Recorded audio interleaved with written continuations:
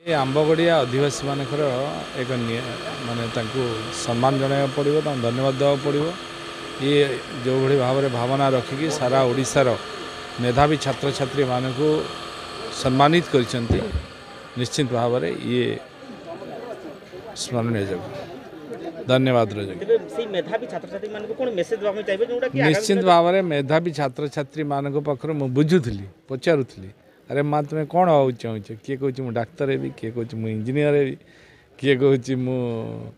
chartered accountant heavy किए कह मु मास्टराणी हेबी ये आशा आकांक्षा रही निश्चित भाव में ता भितर मोर से निश्चित पाखर विश्वास भरोसा